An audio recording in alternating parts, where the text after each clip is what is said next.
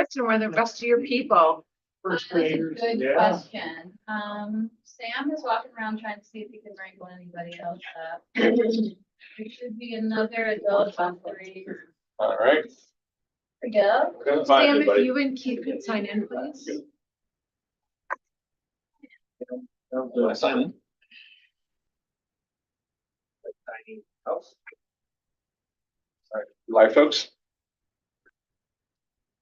Thank you. Very good.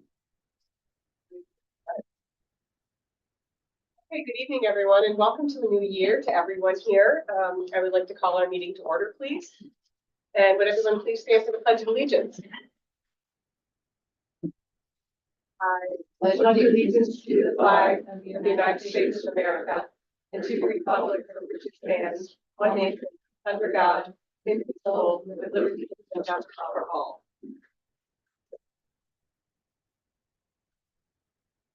First order is the consent agenda, and the recommended actions approve the following items which are included in the consent agenda. 5A minutes, 7A resolution for the disposal of personal property, 7B policy second read and adoption 0310, 7D athletic mergers for the spring 2026, and 7E special education. May I have a motion, please? I'll make the motion. I'll second that.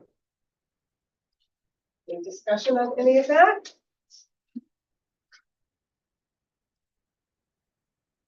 If not, please vote.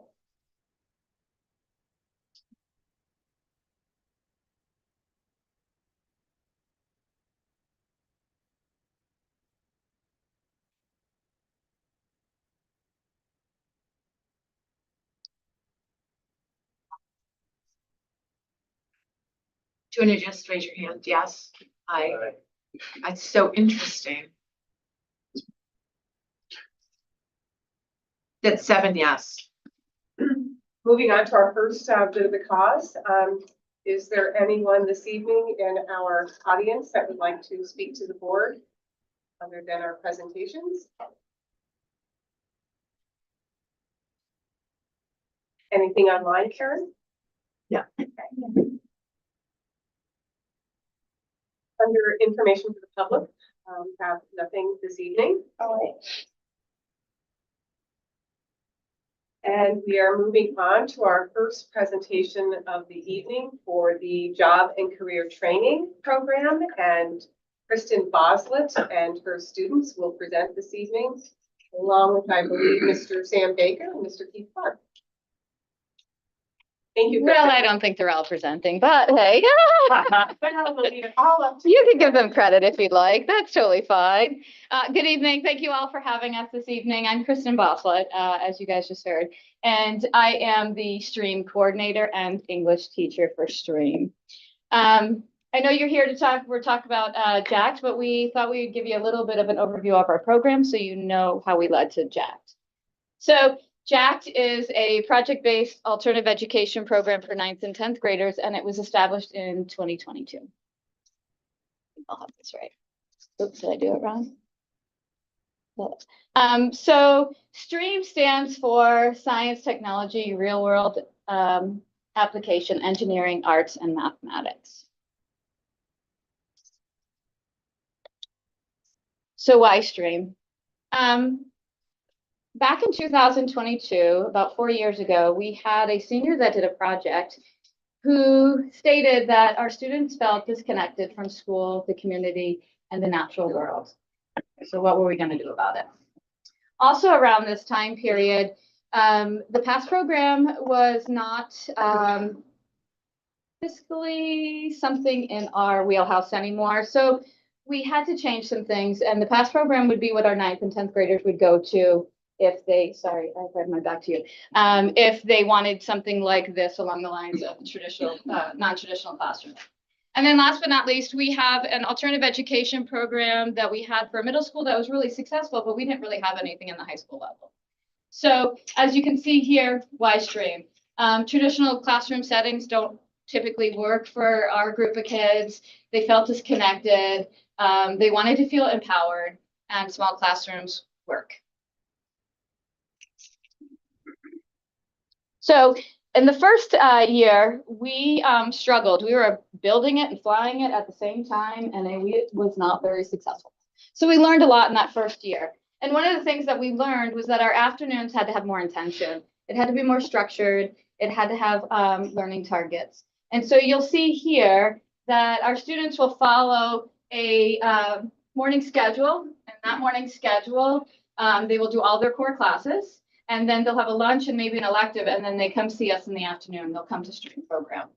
And so with each afternoon, we have to be really intentional about hitting those learning targets. So you can see what a weekly schedule looks like for our students. So on Mondays, we do some mindful and social emotional learning. On Tuesdays and Thursdays, we have community science. And those 10th graders that are in our program, they will get their science credit right there. Wednesdays is home and careers, bringing back a little of Marcia Roy. And then on Fridays is job and career training. And that's one of the key things that we wanted to talk to you about today.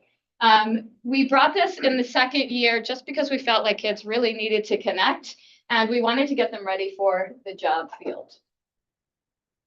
Any questions so far? So Mr. Clark is here to talk to you more about the JACT program. He's the one that runs that portion and we work together on that. Okay. This is the third year of JACT. It came from, again, after that first year, looking at the program overall, Mr. Seymour coming to me and advocating that I might get involved in some regard when I was working with community schools, and talking to Ms. Boslett about the schedule. We looked at Friday as an opportunity to actually not just put students in and give them opportunities to work in the community, but to learn about our community, Wilmington and Lake Placid, learn about what drives the economy.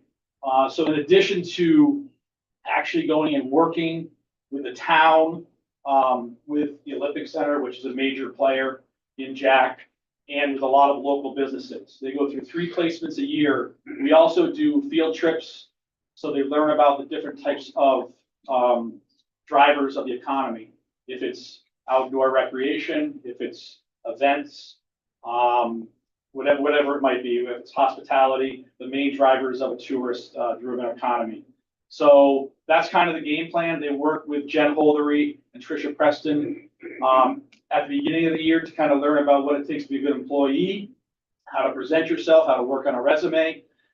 Then we place them in their first placement for 3 years. That's been at the Olympic Center. And they've been a huge partner because it's really nice to get them over there so we can kind of, moderate that as well. And then they'll place into a second placement, which is usually in a private business, and they'll be spread out through the village. And then the third placement has been with the town.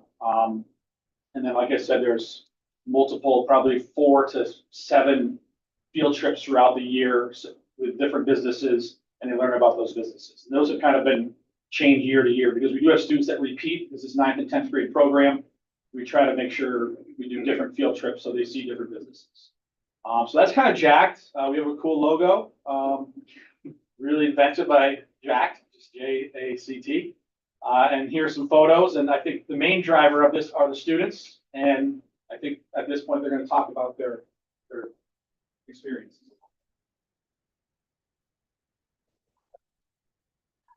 Nick, would you like to talk about any of your experience over at Orta? Orta? Sure. You understand? Yes. Sure. So with Orta, I've been there for a year now? I've been there for about a year. It's really opened up my eyes to a lot of opportunities. I never really understood.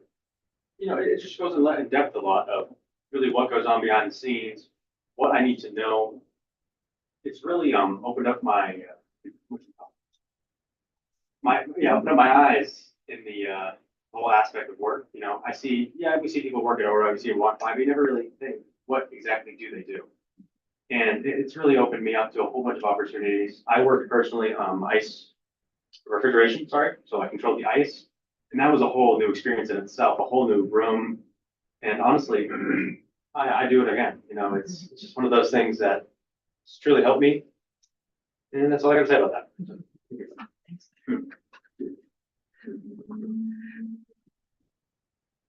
You guys at least say what you do over at Orta? Bailey, what is your role over at Orta? I am over with food service and the coffee bar. So I make drinks and I give people their food and take their orders. Perfect. What do you do over at work? Over at Orta, I do auto mechanics and I get to learn how to fix stuff. Like I get to weld, I get to work on trucks, excavators. What did you do in your first year over there? In my Do you remember? first year, I did carpentry. You learned two different skill sets. Awesome. Sierra, what were you doing over at Orta? I was doing tech. I would make a bunch of headshots. When I was over there, I was going to make a video about it, but I never got the chance to. That's okay. So yeah, she was working with John Fredericks doing videography and that part. Some that are not here tonight for various reasons. Bentley's in the top right corner up there. This is his second year in the program. He decided to go into the museum part and learn about curating. And he is thriving. He just loves it. It's a hands-on kid, so it's kind of interesting to see him go into a museum where you have to be very delicate. You have to wear gloves. Blake is in the bottom right-hand corner. I apologize. I don't have a lot of photos. Blake is working in carpentry, what Colin did last year. I think who else am I missing? Yeah, Kevin is working ice management. He had a game tonight, otherwise he would have been here. Kevin did his first year with food services. It wasn't a fit for him. He didn't really love it, but he got that experience. And so now he's on ice management. Most of these guys will, and girls, they will be employed and stay there for as long as they want. So Ford is very generous about getting them a position there and so that they can live there for the future. Yeah, I think there's Colin and Kevin work there a lot. They put a lot of hours in. I rep at 7 a.m. in the mornings on Saturday and Sunday, and Kevin's right there, right and early. But what's nice about that connection too is like when Orta has an event and maybe someone who's not, working on, full-time or part-time, if they need someone, they know these kids and they can pull them in just for an event, which is nice. So they've had some opportunities to kind of be, summer employees, part-time employees on the weekend, or sometimes just pull in and work on an event, that J Harvey needs some extra help. So, and they've been offered jobs at other businesses in the community as well, taken some up, passed on others, but, so it's been great. So this is our list right there. Probably should have brought that up for you so you can see who's where. They get the opportunity halfway through to stay in that career choice or make a shift. And right now, it seems like everyone wants to stay where they're at Orta. We have a few more weeks there. Then, like Mr. Clark said, we will move into our next placement, and that placement is usually something of interest. So if they want to be a mechanic, auto tech, we'll find a mechanic locally that will support their needs. So one of the reasons why we're here, Mr. Clark, what do you think? Yeah. You got your Venmo ready? So the Jack Club's a little different. We started this last year. We went through the board to get a club started. Part of it came out of a desire for the school to promote more unity, more school spirit. We never really had the opportunity to, have swag and wear Blue Bomber shirts and hats and gear. And when we did it, it was always online, and those services I find are not adequate. So this is our first year of trying to sell in-house and at events through the Jack Club. Those are the folks that do the heavy lifting, but the students have shown up to a lot of events. We've sold a lot of material through the fall and the winter. It's gone quite well. Nick and I sold 12 hats the other day at the SLP girls hockey game. So, and we're all kind of taking turns as adults kind of monitoring that. But that's been a good start right now, I'd say. Yeah, and there was a student that we had in the stream program about 2 years ago, who presented, I think he might have presented in this room. We talked about our capstone projects, and one of his was to have a school store. So it's kind of like we're trying to listen to our students and see what we can do to get moving on it. So at any rate, do you guys have any questions before we try to solicit something from? Hopefully I can answer it. I don't know. Before we were like inundating you with all kinds of orders, I have a question just for one of the students, and I think, is it Callan? Colin? Okay. So you have done auto mechanic and welding and construction. So at this point, are you steering in one direction of something that really kind of, you know, is of real interest to you? Not really, I'm just going with the flow. Okay, okay. And then, get the other one, the question two, Nick, you said, were you the one that was working with refrigeration right now, or? No, my last year for the British. Okay, and then what are you doing? I do electrician. Okay, so, any kind of pull one way or the other so far that you're feeling? It's just one of those handy skills to have, you know, see even around the house, you know, it's still nice knowing things. And Yeah. It's the little things that I remember that I tend to appreciate. That's awesome. Well, you have an electrician on the board, so. That's just Anyway, you guys are doing a great job. Yeah. Yeah. Some placements, right? But you guys are doing a great job. Very much appreciated. Thank you. Do you guys want to show what we have before they get moving on to the next thing? You guys can kind of go around and show the card. Stephanie had a question. No, I. Yeah, sorry. No, it's okay. So for the first year, the placements, all first year placements are at order, correct? First, yeah. And then do the students, are they put into a program or are they get a choice of a program? Are they paired? How are they paired into the program the first year? Sorry.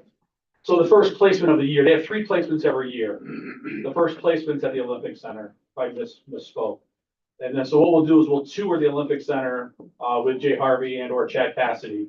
And they'll go through the 13 jobs that are there. And the people who would be their kind of mentor will explain the job.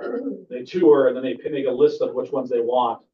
And and they're there from basically November till February. Okay. And then the next placement will be more in the private sector, more businesses in the community. And then the third, hopefully, will be the town.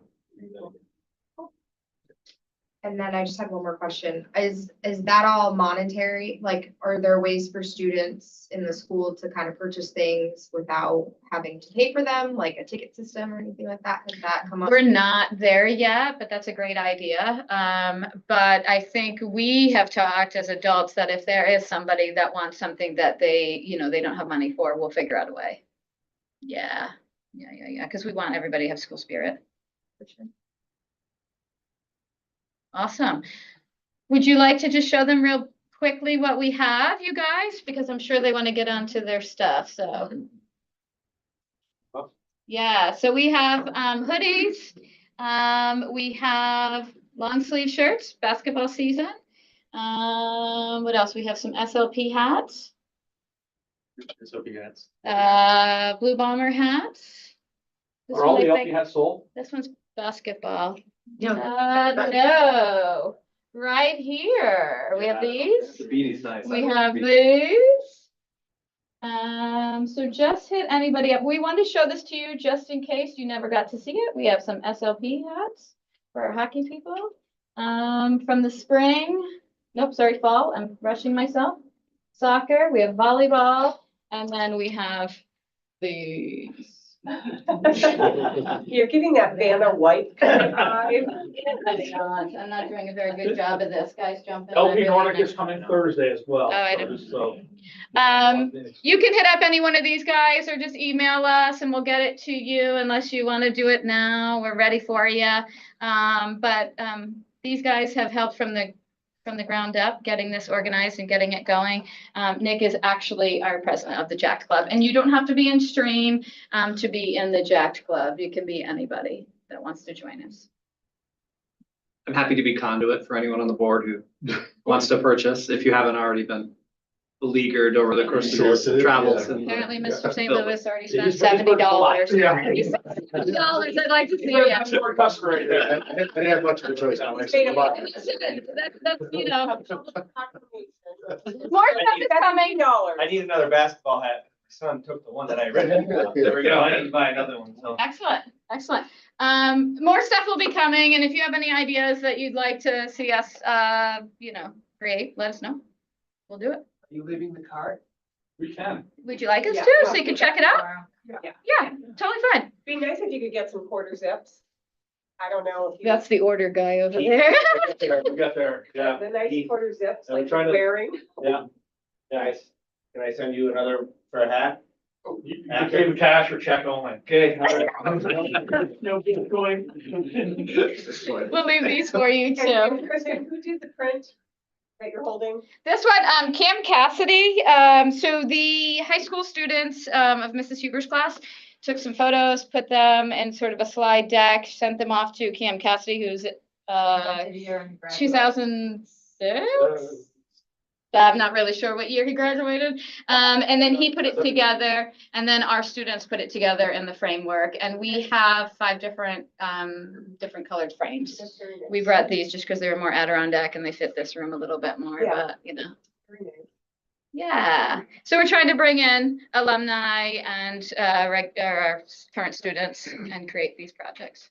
Yeah, Cam presented to our 6th graders in the Learn from the Pros program where he talked about being a graphic designer. And the kids did some artwork that then turned into, I can't remember what exactly. The counseling suite. They did a sign for the counseling suite, and now that hangs above there. So we were able to kind of coordinate Cam in with this and with working with our 6th graders, which is great. And we did get some grant money on a new cart, so we'll be working on that next. Yeah. Thank you so much. Thank We'll just you. leave it right out here, and then we'll come get it tomorrow. Look it up tonight and spotless, so Perfect. we'll take good care of it for you. Thank you so much. Thank you guys very much. Thank you. Good job. Great year. Thank you. Yeah, good work, everybody. Thank you. Thank you, thank you, thank you. Keep it in mind. Okay, perfect. You got that. Sweatshirts are great. They're really nice. Sorry, Bailey, I'm running over. And a good week. So she Thanks, didn't everybody. say you. how, Bye-bye. is it really cash or check? Yeah. Cash or check? Yeah. Check made out to Jack? Jack. Awesome. Thank you all. Thank you. Okay, moving on. Going into our report section, and our first report is the treasurer's report. Dana, please. You'll see that the last 3 months treasury reports are all listed. I won't go through all of them. They're all basically the same in terms of money in, money out. When it comes to this time of year, our cash disbursements are usually larger than our cash receipts because we've collected, nearly 90% of our property tax, and that equates to about 85% of our overall revenue. So if you take a look at the treasury reports, you kind of see that trending from October through December, trending on money in and money out. So unless you have specific questions about the treasury report itself, it's pretty straightforward in terms of what you presented.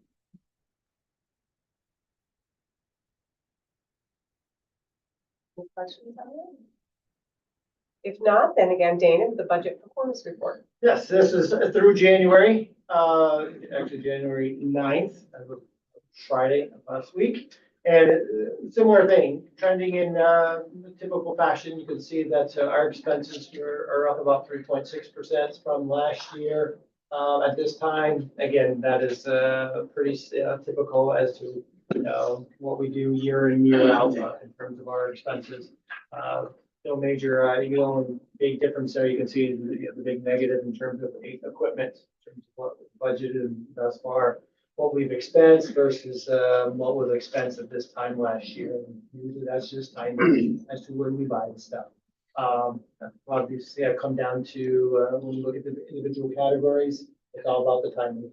I can show you a different report tomorrow, and these numbers will change because of how this process.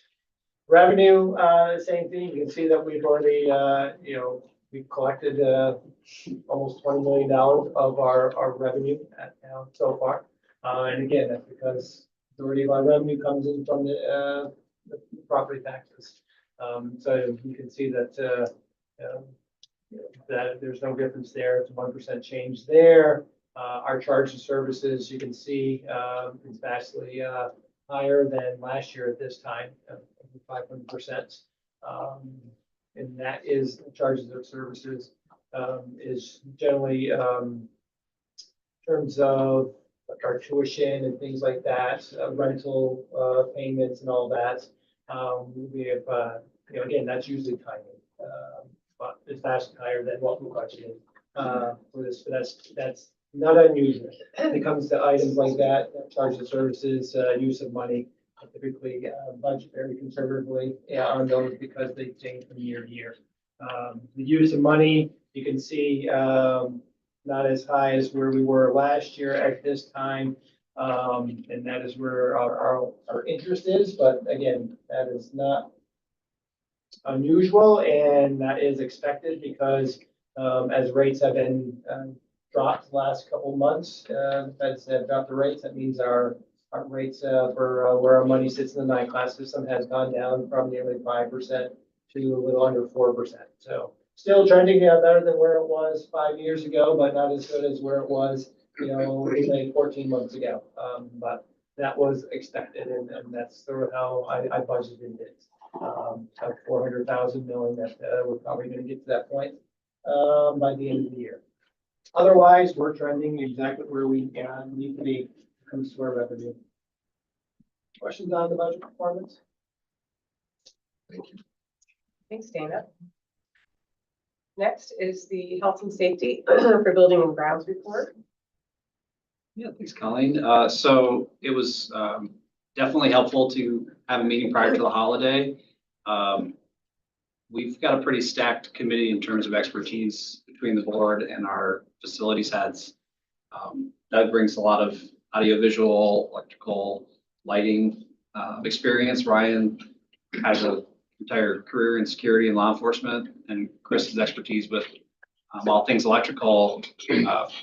Definitely found that the meeting was, we were able to talk about a lot of things that have been staring us in the face over the last couple of years and seem to be coming closer. So I think overall the focus was just to sort of look at for the projected year in the different departments, what we forecast as improvements or costs. Transportation, you'll see in the minutes, we're looking at an additional 3 buses this year, using the capital reserve that was created for transportation for that purpose. Facilities, we're looking at improving some of the univents in the elementary school from the 2000 wing, and replacing some heating pumps, the carpet in the business office, and most prudently, the water shafts for the middle high school after our second emergency release day in 2 years due to a flood originating in a single place that ultimately shut the entire building down as a result. So those are things that are on our radar for sure. IT, we're looking at adding a secondary server, a backup server in the event anything happens. And Chris also noted to us that the speed sign across from the elementary school is running on fumes in terms of technology. So we've contacted the county to figure out who's on first and who's on second in terms of getting the ball rolling with that. So ideally that will be replaced prior to it no longer working. So we're hopeful in that way. Athletics, we talked about checking the lighting that we have at the fields, looking at some of the bleachers that seem to have some early signs of damage in it. Our scoreboard at the elementary school is an enigma wrapped in a riddle, so we're hoping to unwrap that riddle over the course of the year and figure out what the extent of the problem is so we can get that working.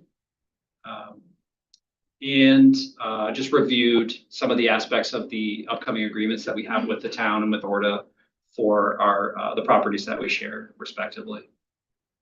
And in the course of our meeting, as we talked about the projects we foresee for the year, we kind of started looking at the projects that just aren't going to be facilitated through any other means but for a capital project. And so some of the things on the hit list, certainly the thing that's staring us in the face is the electric bus mandate. 2027 is when school purchases are to be zero emission purchases. Schools can have up to 2 extensions totaling 48 months in all. So that could stretch. provided that the waivers are approved. But come 2035, or an alternative produced in the legislature, the executive office, the expectation is that all New York State school bus fleets are zero emissions. So we took some time to admire that situation and recognize that any improvements that would allow for an electric fleet to be at the bus garage would require substantial capital upgrades for the electrification. So once we recognized that, then we talked about other things. We didn't fix the lighting in the auditorium, right, Doug? We just kind of held off. So, that's something that's still going to be a priority for the district. It's just finding the right approach and package that we can support in terms of a capital project. And of course, there are other things as we go up. I've had recent conversations with the village police about the quality of our cameras, our security cameras. And I know they just did a training at Saranac and said that the quality of the cameras there is exceptional. And so we've just started kind of creating a list of potential things that we want to be mindful of when the time comes. And Dana's going to be working on just looking at the timing in terms of taking on any additional bonds for a potential capital project and working with our fiscal advisors. So I think the meeting was good. It laid a great foundation of midterm and long-term priorities. And I assume when we gather again that we'll start to look at some of those lists a little more carefully. Chris, Ryan, Doug, anything to add from your perspectives? I just wondered, and I'm just looking at the notes from it, the building and condition survey, is that like sort of what they did with the security stuff while terrace, like someone comes in, or is that us doing that, or? Yeah, great question. So every 5 years, New York State public school districts are required to have an architect complete a building condition survey. And we have that survey, and it does a good job in identifying things that need to be improved.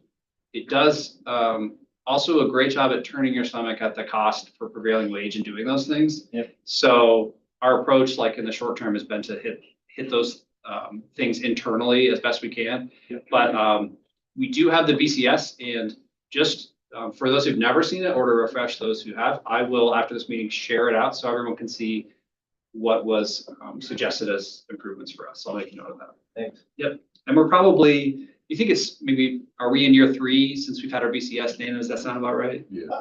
Yeah, That's my first I'd say report. it's probably the third. Yeah. So we will get assigned to complete it in another couple of years, which is good.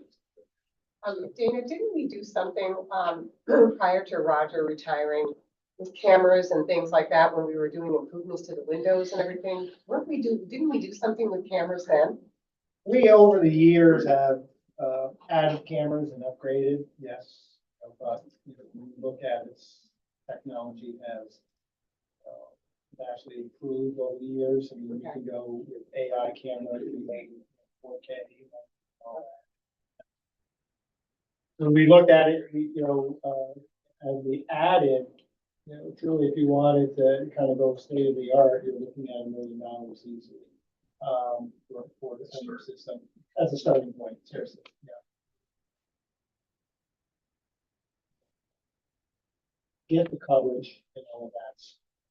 Our camera system is more of about looking after the fact. It's not about preventing stuff and having that technology that is going to give sensors and ring bells and all that. It's about if something happens, you can look back onto it and see.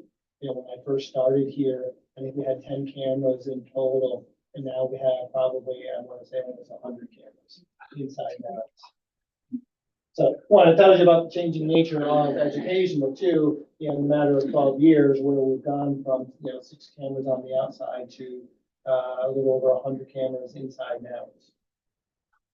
I know some of this because my wife just started working at the PD, and I think some of the issue is the way our cameras, like Dana's saying, work.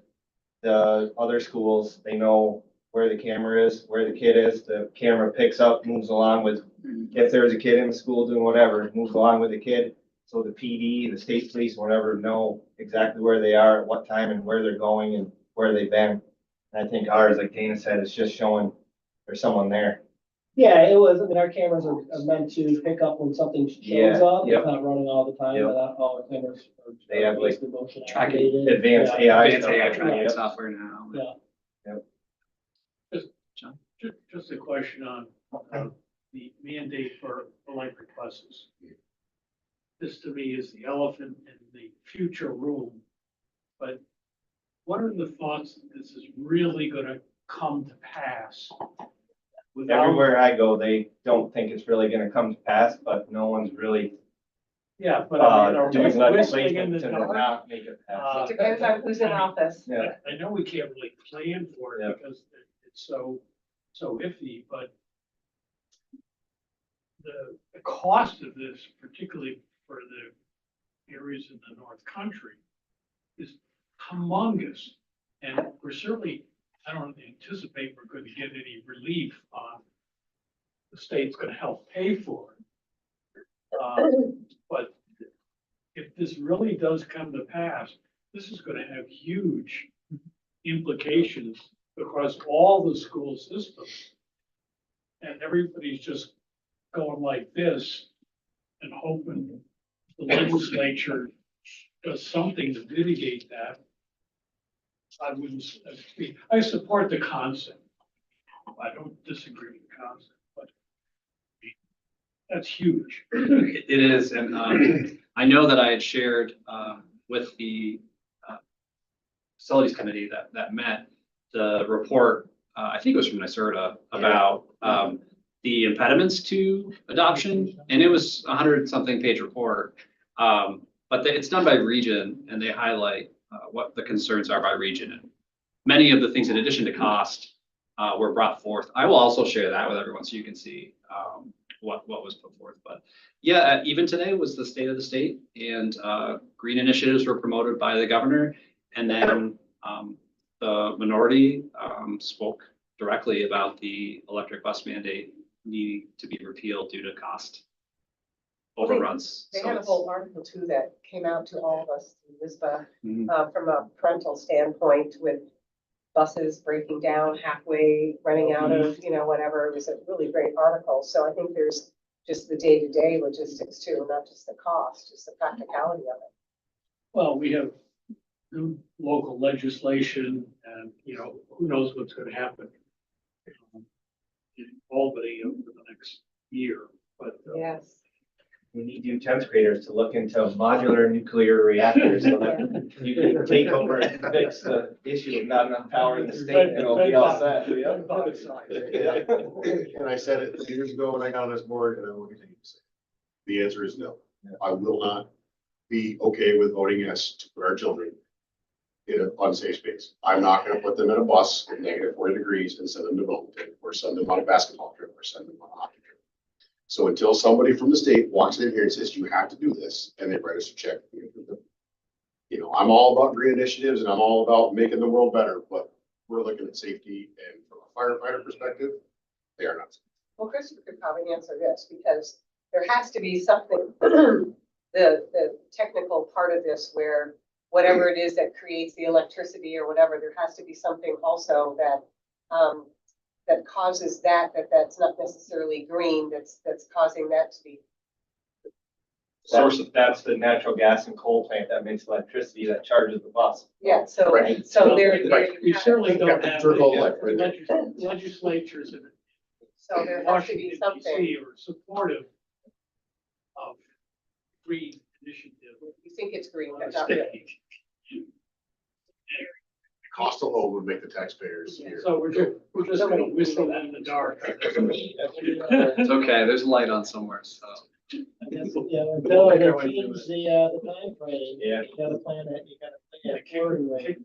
the can. I went to a conference just before Thanksgiving, talked extensively about this. Financial side says the likelihood of the legislators admitting that they made a mistake of this mandate is probably pretty slim. But most likely what will probably happen is what they did with the changing of the gas appliances, and they basically just pushed it out. But they didn't repeal it. They just said, rather than it starting tomorrow, it's gonna start whatever, 5 years from now. Because that's probably more likely what's going to happen with the bus mandate is they push the start out by 2027 to something else. You just push it and go with all of these concerns. They're working on other technology because they're putting it into large, heavy equipment where it's battery powered, but it's like a train and it's got a small, whatever diesel generator built into it. So it's running like that where it's more green because it's battery powered, but it's charged by a small diesel engine instead of plugging in the wall, I guess. So they got all sorts of. We don't need Yeah. to track that discussion. Something to keep you up at night, Yeah, yeah. John. Hypotheticals. I have a question. I'm glad that conversations are going on about the fuels and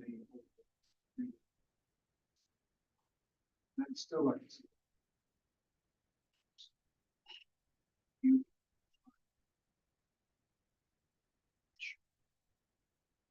Absolutely.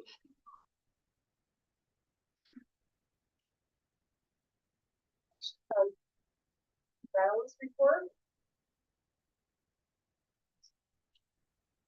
If not, we'll move on to our student board member report with Donna and Will, please. So, Okay. Or not. It's okay. Thank you very much. So, the sports. Games. Those. Yesterday, it was.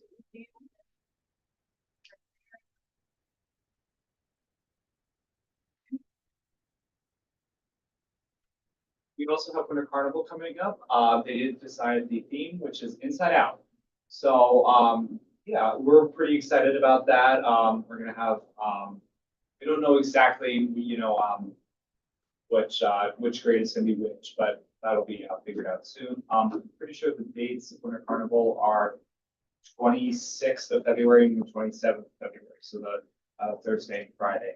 Pretty sure. And then if it snows or something happens, then we have I think Mrs. Hammaker said there was like 5 rain days, so we're good. We're not. We learned after last year. Yeah. No, that's great.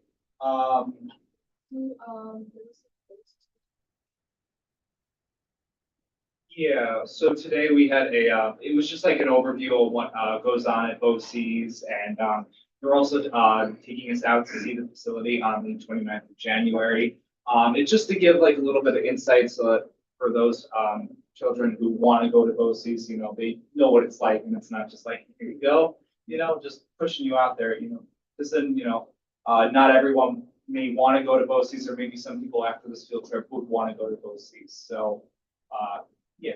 In what grade is that? So the 10th grade. The 10th graders, okay. It's for juniors and seniors. Okay. Next week, readings.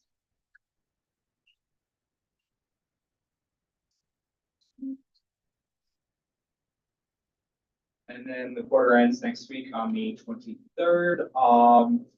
Not much to say. I know everyone's prepping and, getting all their gym classes made up. And last minute, of course, but, yeah.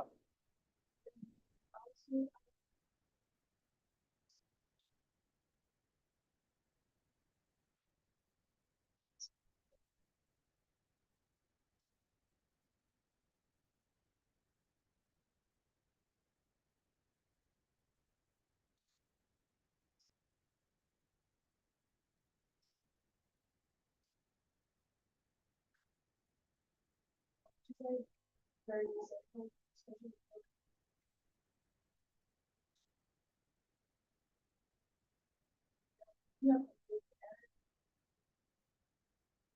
Salad bar.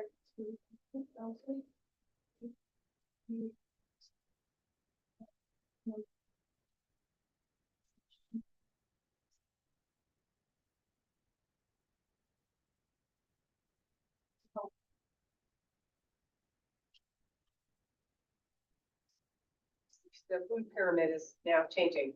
Yeah. I don't know if you paid attention to that, where it's more protein, vegetable, and grains are now kind of at the bottom, so that's interesting.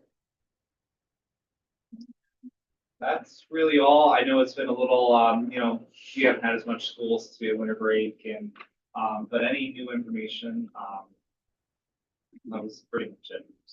Yeah, I have a question relative to sports. As you work with Saranac Lake, let's say, and a team gets combined in different places, what are the kids' impressions of that? New friendships made? Are there hierarchies? Does it feel good? So for me, at least, I'm personally not on any sports teams, but I know that at least on paper, and I know from hearing it around, they do make some new friends. I know it's good. It's not like going to somewhere that's completely far away. And I know for many years we did have some rivalry with Saranac Lake. So, it takes kids, a little bit of getting used to. But I mean, after a while, they'll get over it. They'll be at least everyone's being friendly with each other and they're not being mean or anything. Good. That rivalry you speak of was like hundreds of years long, not a couple of years. I also think, that, like, for example, I'm just using the SLP hockey team. A lot of those students, they don't just play on that, they play on other combined teams that are going off, with other, local sports organizations. So those kids are combining outside of school into other sports as well, but I think initially it was probably interesting, especially in the hockey world, combining the team. That was initially a lot to swallow for anybody that's definitely a Lake Placid alum. And this is, your membership on the board is a perfect place for you to bring us the way it really is out there.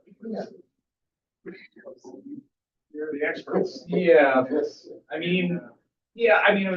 assuming that it is very hard for, some people who are like really into sports, but they're working with, the competition. But I mean, eventually it's not like something to where it's like everlasting and it's always going to be like fierce rivalry. And eventually, it happens, gets over it. And eventually, at least for the younger kids, if their parents talk about it, I'm sure that it's a different story. But for new members of the community, they don't really know what it's like, the history and, Also, like, when you have an like, something we have a lot of things, and we get like, a lot of friendships. I'm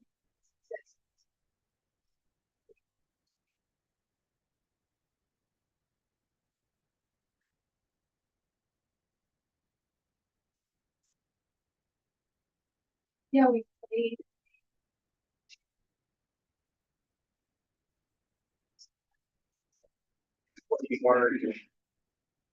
God is to continue to be candid with us. Yeah.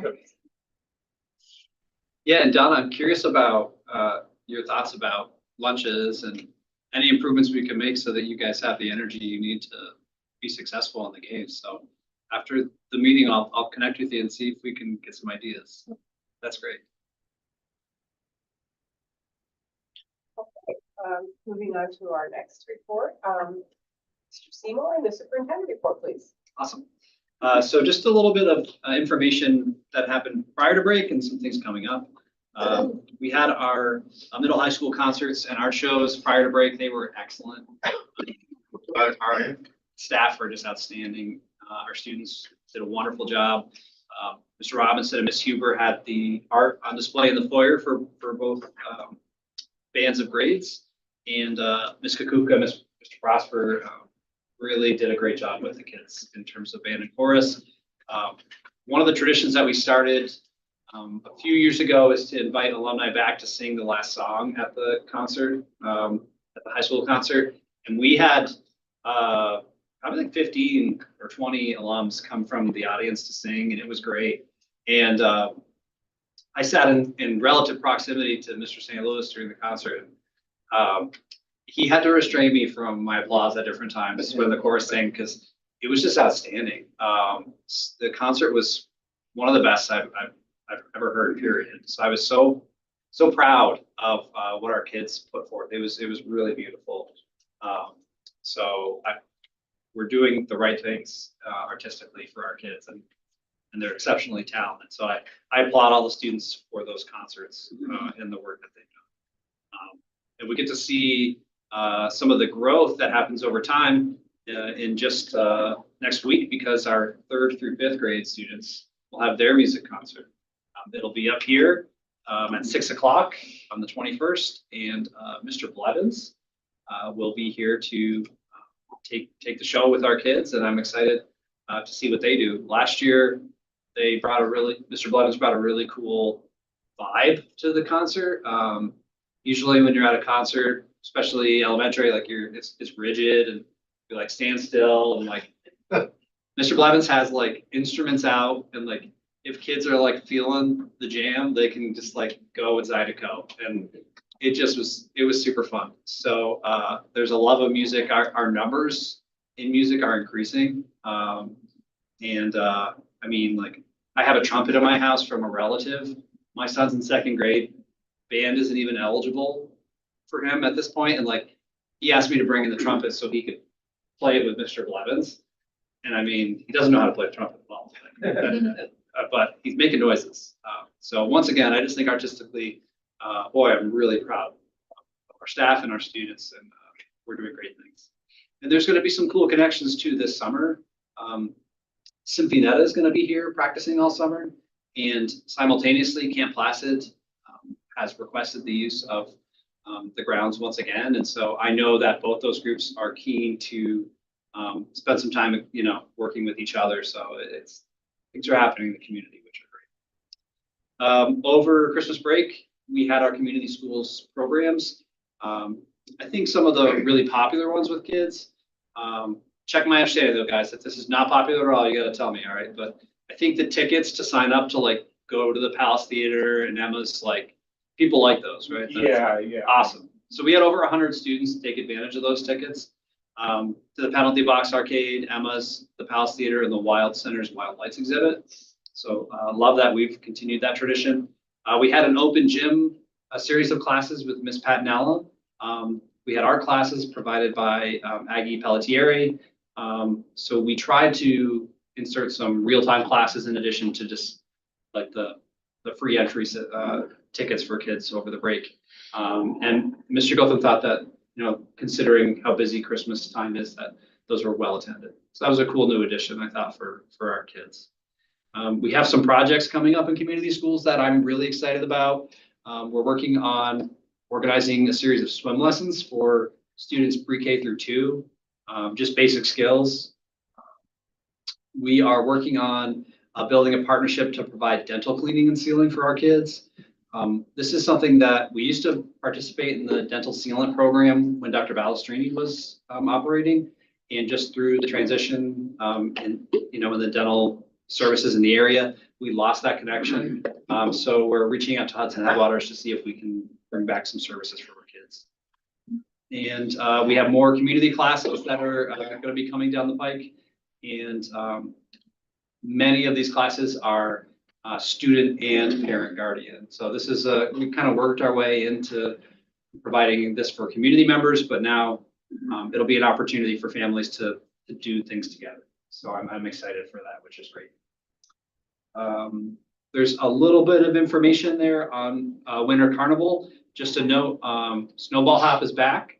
So we're excited to see that happen. And I'll chaperone on that. Let's go. And there's some plans underway for the night of Snowball Hop for a community event out on the Oval that we're working on. So we should have good participation.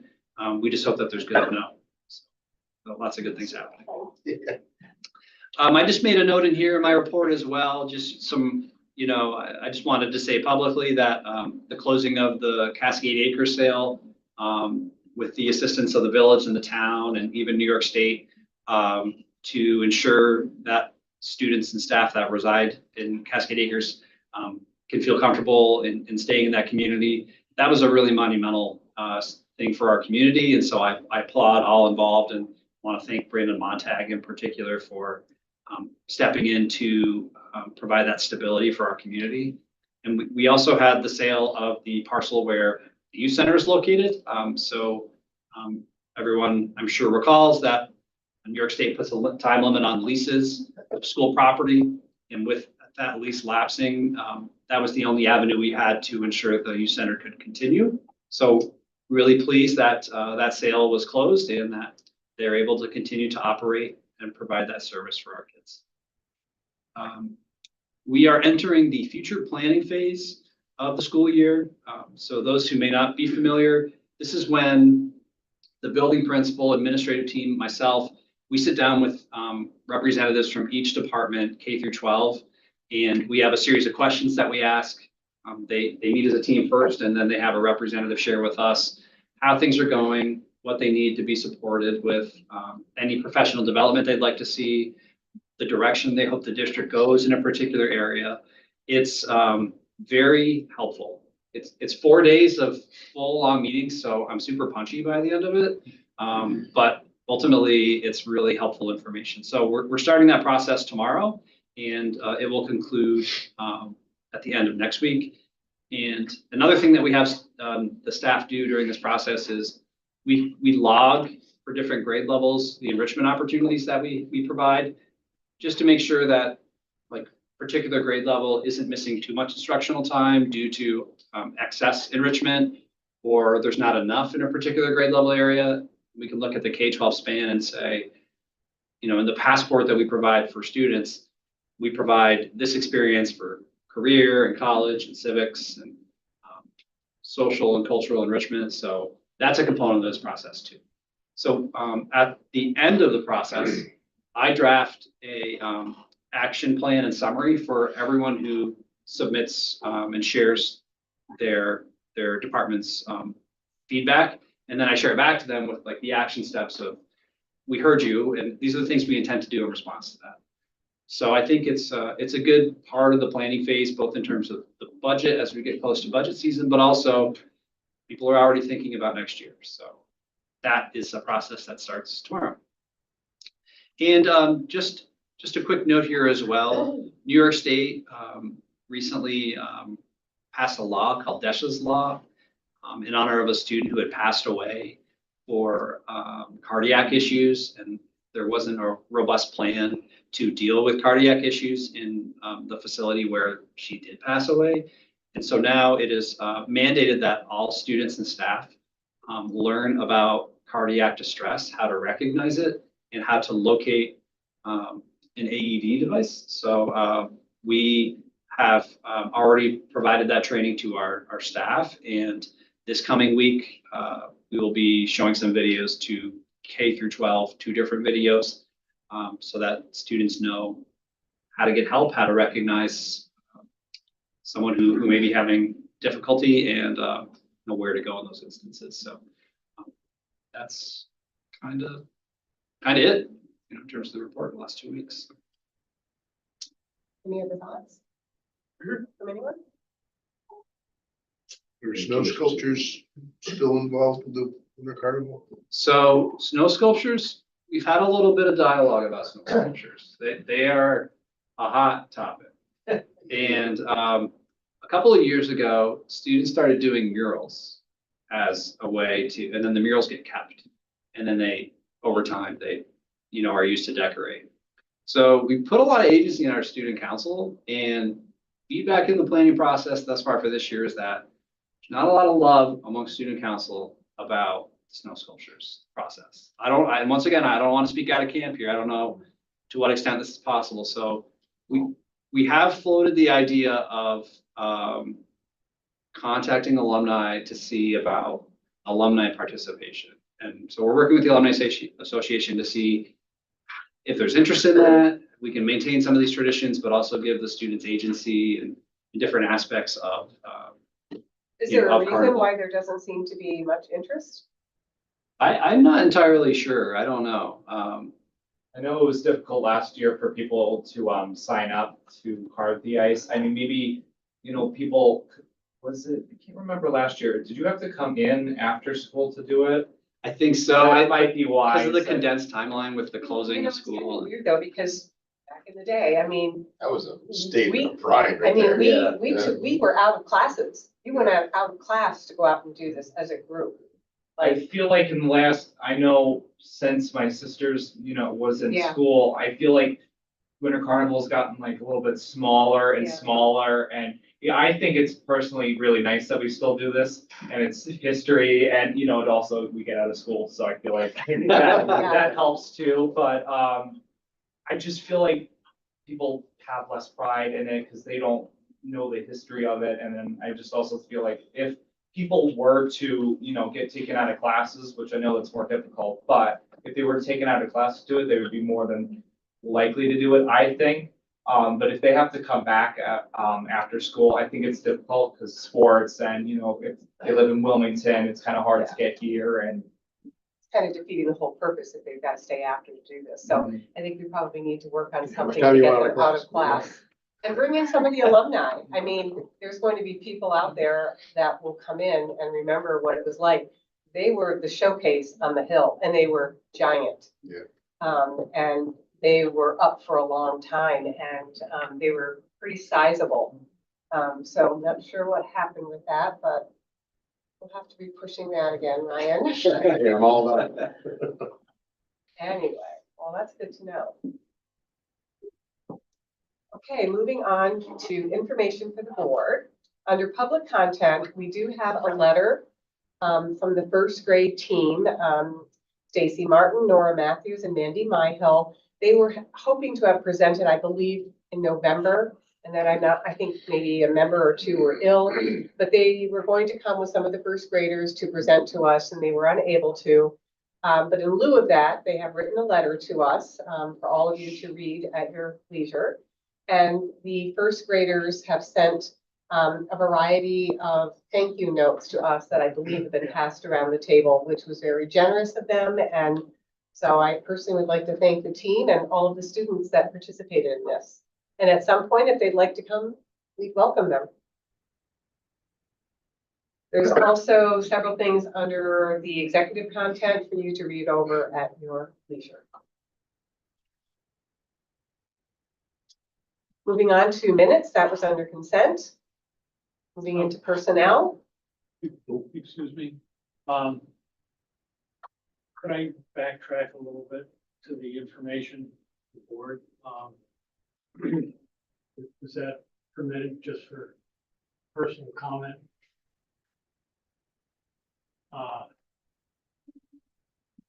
And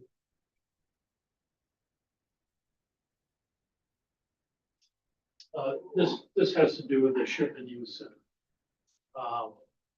Not everybody knows, but certainly a couple of you know that this has been one of my real hot buttons for a long time, since I kind of came on here. And I'd like to make a couple personal comments if I may. This was an issue that was not entirely of our making. We kind of inherited the issue, but my biggest concern was that we were out of compliance with state law by, many years. And we could probably plead naivety for a while, but naivety, can't use that excuse anymore. So we knew that we were out of compliance. And the state of New York eventually knew that we were not in compliance. So a big concern about this topic was this was kind of sword of Damocles over our heads. And it had to get resolved because we needed to be doing the right thing. And I'm very, very glad that this finally got resolved. And that issue is totally behind us. And I really want to express my thanks for all people who kind of pushed this along, particularly Tim and Colleen, but there were others, lawyers involved and other people who got involved in meetings. So the bottom line is it's done. How can I say this nicely? it took way too long. It should not have taken 3 years. This could have been resolved very, very quickly. And I want to say that from my perspective, the delay had nothing to do with our lack of diligence, our lack of effort, our trying to push it along. And I really give my real thanks to everybody on this side of the negotiating parties that really pushed this along. So one, I'm glad it's resolved, sort of Damocles is gone, but I'm also totally disappointed in the actions and inactions of the other party. And I could go on and on about that, but I have to sit by lip. But I do not think that they acted in good faith to get this done. And people can chastise me for saying that, and I'm sure there's lots of reasons why, but this should not have taken that long. And I lay the major responsibility for that on the other party. And I'll just leave it at that. Thank you, John. We appreciate your comments. Moving on to personnel. Personnel consent agenda, recommended action, approve the following items which are included in the personnel consent agenda. 6C, teaching staff maternity leave request. 6D, resignation, PT. 6E, physical therapy temporary appointment. 6F, teaching assistant sick leave request. 6G, CSCA appointment, food service helper. May I have a motion, please? Make a motion. Second. Any discussion on those items?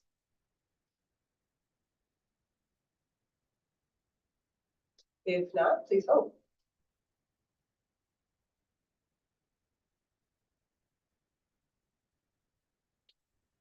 Yeah, I need to like re-log into everything. Are you abstaining, Dawn? Oh, no, I thought I hit the I, but Okay, all right. So that's, did I register that wrong? yes, but it keeps changing. That's so weird. Yeah. Here we go. So it's 7 yes. Jesus. See that red block right there? If you can scroll up and get to that, you can click change your role. Just don't know how you.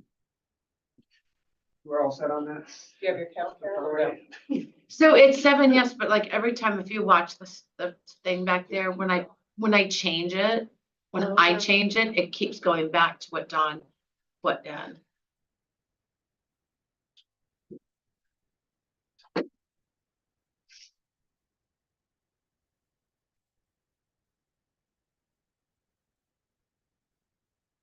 There you go, 7 yes. And then we had one item under personnel that was not part of consent. Recommended action upon recommendation of the superintendent, accept the retirement of employee number 224, fourth grade teacher at the elementary school effective June 30th, 2026. May I have a motion, please? Second.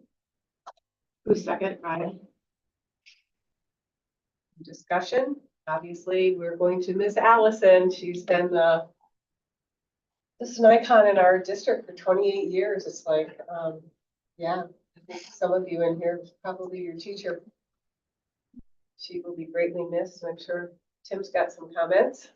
No, she's, I mean, a true paragon, and I think I mentioned in my content that she has really been the bedrock of our elementary science program since she's been here. So, I mean, kids gravitate towards her. Her results are outstanding. So she, it's a big hit. I take some solace in that some of our retirees of late have come back to sub with regularity. Let's hope she falls in that camp. Discussion, please vote.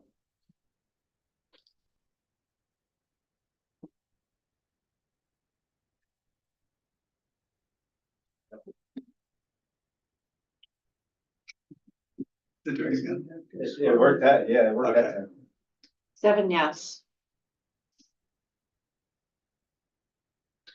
Under other action items, 7A, B, D, and E are under consent. 7C, recommended action, whereas Lake Placid Central Schools Board of Education Policy Number 6255, donations, gifts, and grants to the district allows for the superintendent of schools to accept on behalf of the board gifts, donations, and grants having a value of less than $1,500. Whereas monies have been granted as follows. Adirondack Community Foundation in the total amount of $10,000 for community schools. Now therefore be it resolved in accordance with policy 6255, the Board of Education hereby accepts a check from the Adirondack Community Foundation for community schools in the amount of $10,000. May I have a motion? Make a motion. I'll second. Any discussion? I think it's great. Some of these new initiatives, that are under executive content, I think this will be great. Please vote.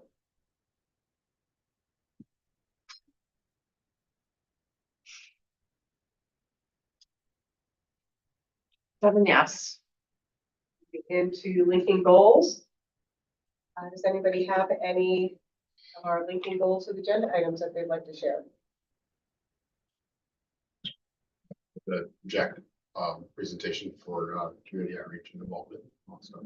And then student first and foremost, or student board member report.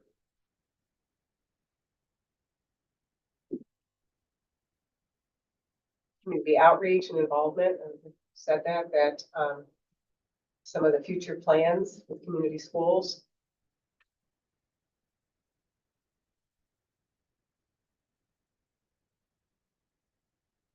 Finance, Dana's reports.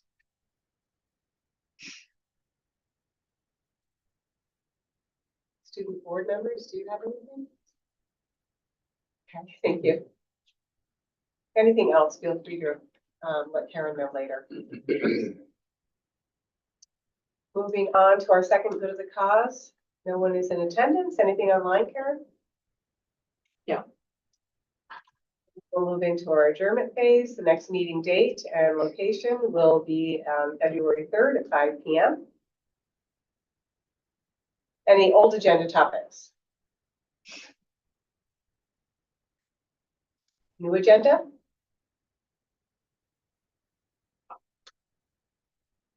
Then can I have a motion to adjourn this evening's meeting at 6:13 p.m., please? Second. Who was the first? And please vote. Just to manual.